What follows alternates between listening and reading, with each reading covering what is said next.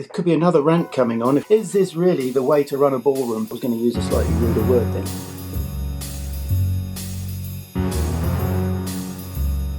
I did 6 years in the Met. I was 2 years as a cadet and I was 4 years as a constable. Then I went on to the Royalty and Diplomatic Protection Group. But I transferred to the Hampshire Constabulary and a detached rural beat officer. Progressed through the ranks in Hampshire. I had tactical firearms, promoted to sergeant, then to inspector. I worked in the force control room. I became head of firearms and public order training. And I finished my last year as the deputy head of the traffic.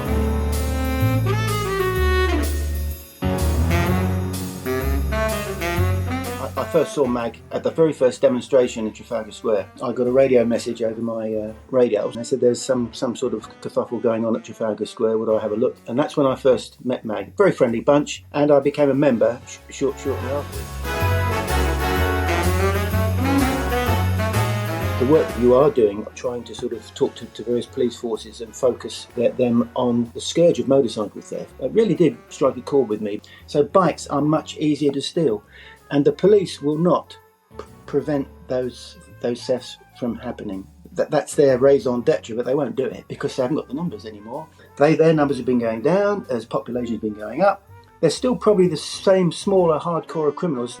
It's actually a small group within the larger population. What stops a person from breaking a law? Number one, the fear of being caught. Number two, the fear of the penalty if one is caught. And those two factors don't seem to be in evidence very much these days.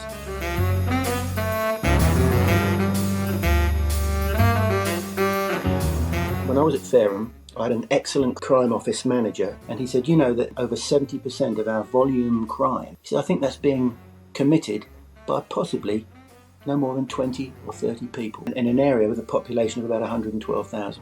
He said it's no good having a target of the month or a target of the week. He said we can't just dismiss this in a week. We need weeks and weeks to just take out 1 or 2 people, and I need a bigger team to do it.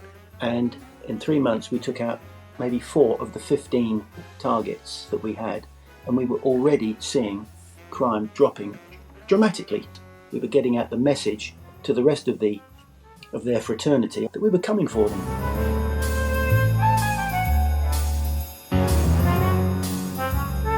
The management and the doctrine of the police, in my opinion, has turned into some sort of two and a half decades social experiment. You can't deal with hardcore career criminality by waving a lavender-scented handkerchief under their nose.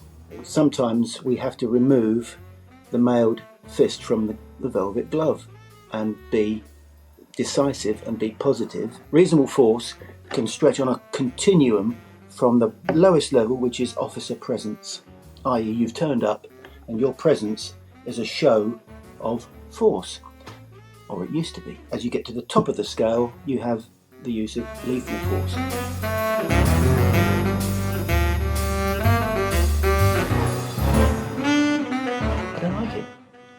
I don't like it. It's political, and I do not like it when politics gets involved in policing, which should be neutral across the board.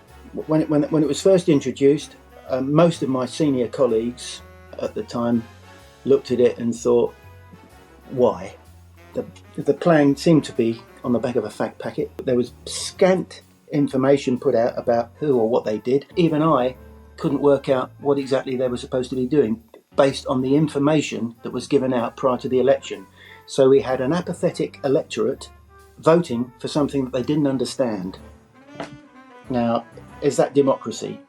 I joined the job to be apolitical, and here we have a crime commissioner under a political banner. You would not be able to stand in front of a crowd of the electorate, hand on heart, and say, I'm politically neutral, when you've got a politically elected mayor, a politically elected crime commissioner. They might have all the goodwill in the world and be able to prove it, but if the perception of the public is this is politics interfering with policing, then you've got a problem.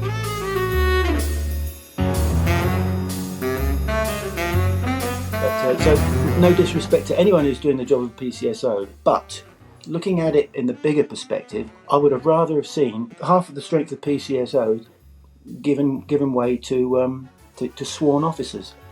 Special constables aren't paid, but they do have a power of arrest, and this to me is the dichotomy. PCSOs paid, salaried, out they go. They have not gone through the same training regime. They've not filled the gap that was created by the erosion of officers, by the the shedding of 20,000 or more roles. A PCSO is a paid person. A special constable isn't, but a special constable has got more police powers than the PCSO. And I'm just saying, please, can we go back and look at this again? Is this really the way to run a ballroom? I don't think it is.